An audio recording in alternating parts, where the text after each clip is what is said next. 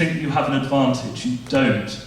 And I remember the first time I gave a presentation in Brussels, and I thought, you know, I've been in Berlin speaking German for the previous how many years. I thought, finally I can speak English, and I went, in English, and everybody looked at me, didn't understand a word. So you do have to kind of learn English as a different language.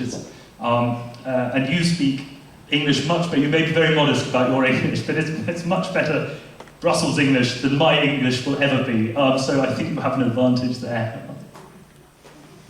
Thanks. I still wonder about Mr. Ripley without murdering, but maybe continue tonight on that. Monica, do we have, yes, I just wanted to ask you, do we have 10 minutes? Yes. Just for questions from the audience. Go ahead. Yes. You've got a micro? Okay. Thank you very much again for all the information trying to give us, and I think everybody is gaining much experience in case we want to apply for jobs. As employers, I'd like to know what's the concept or what's the idea behind when I apply for something and I receive an answer of I'm overqualified.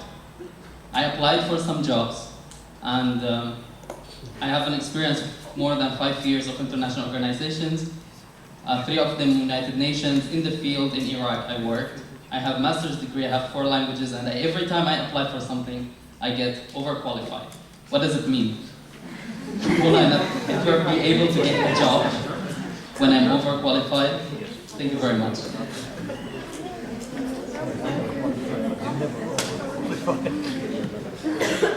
Thank you for that question. I think it just means that you've got more skills than are necessary for the job that you apply for.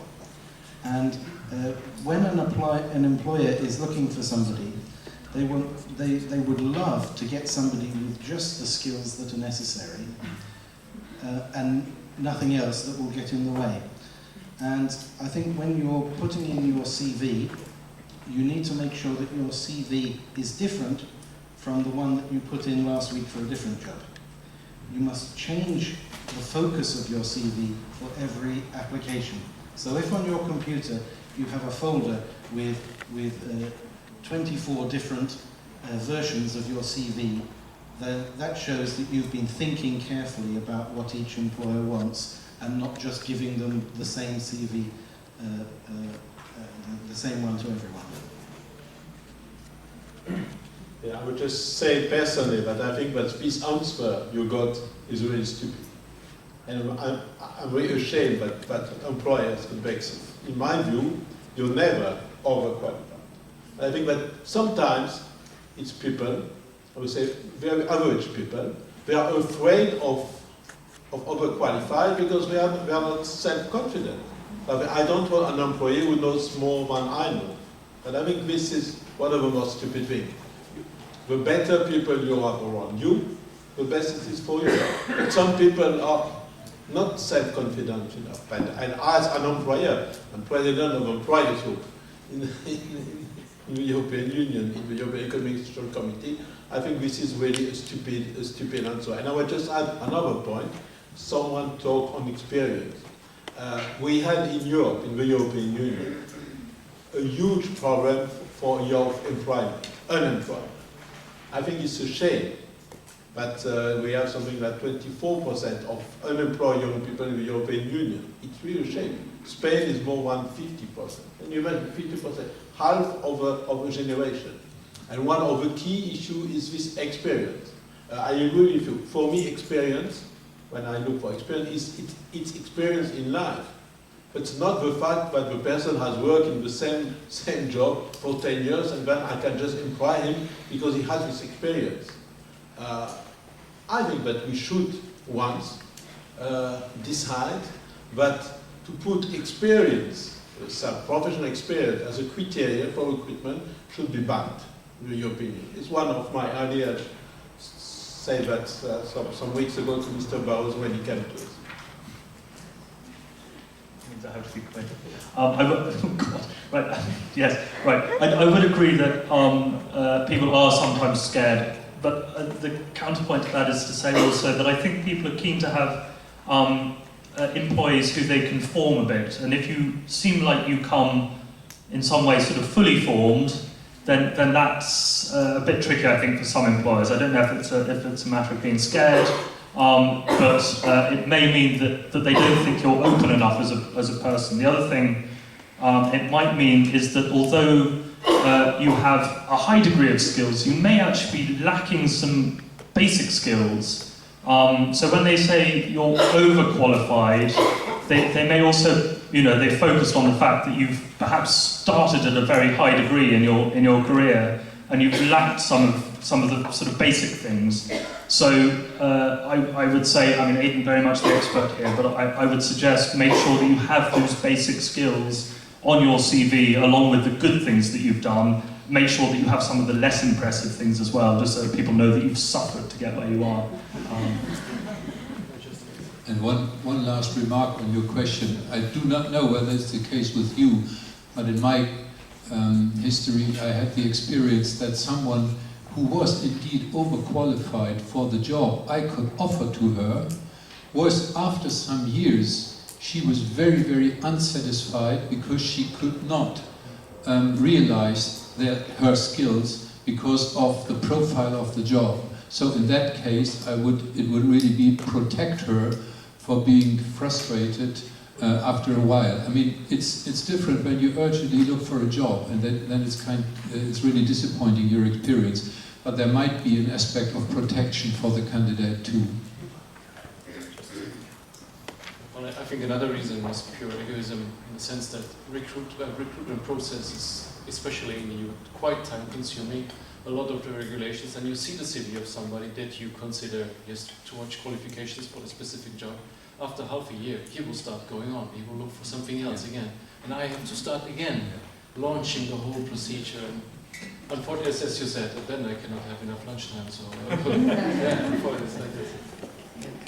Monica, one last question? Yes. One. Just Should we give her the microphone and then you have the last word? Okay, go ahead. Okay, thank you. My question would be how important the age of the applicants is for you as employers, because what I get out of the discussion, especially in Germany, is that we are supposed to be very young but very experienced with a lot of degrees, and at least for me, I don't know how to realize that. So how important is that for you in Brussels, for The example? older the better. I can make a joke. I can make a joke to answer to you. For the position I'm running now, to be president of the European Economic Committee, someone said that I was too young. I am 57. Oh, this is the sad situation in the European Union. Other comments on that? Okay.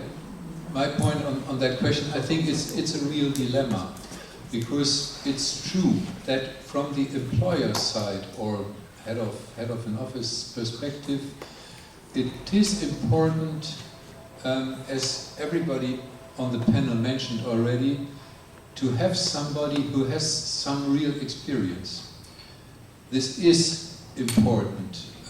When I have the choice between really starters or people who have, say, 3-5 years professional experience, I regret that I will say no to the starters, but from my own interest, I would probably take the person with some professional experience.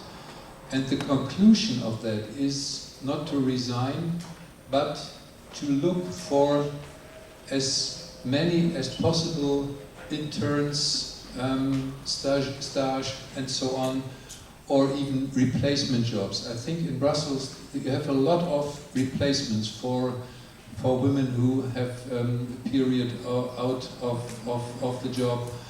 And therefore my recommendation would be, at the end, use Brussels as a field of practical experience and contacts. Do not stay where you are now in Bremen or elsewhere and think that you can apply for a post just by looking for offers and writing letters. My experience with our interns is that those who who stay in Brussels for, say, 3 months, what is the minimum in my institutions for an internship, who stay there and who are those who are actively participating in events, in discussions, knocking on doors, as Brother says.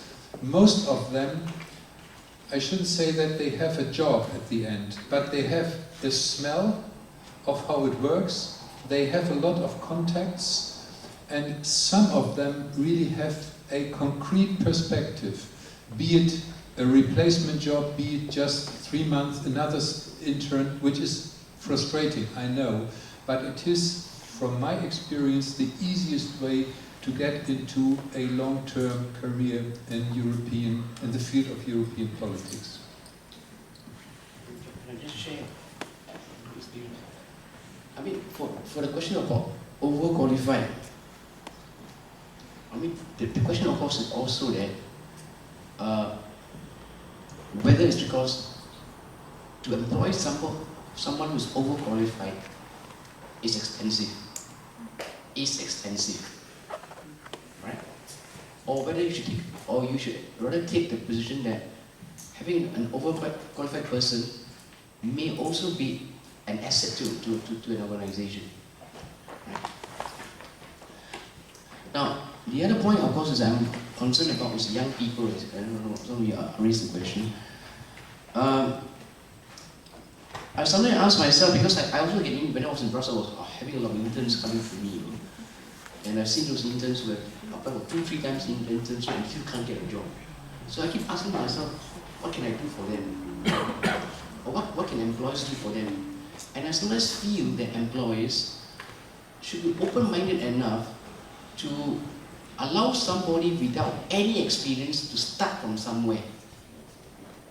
Otherwise, they can never go anywhere.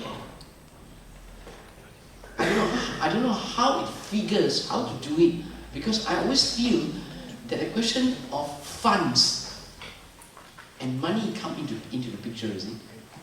Right? I mean, a budget, this comes into the picture as well. But I'm just raising a, what I came to the conclusion when I was in Brussels. Thank you, Paul. Thank you for your contributions. Thank you for your patience.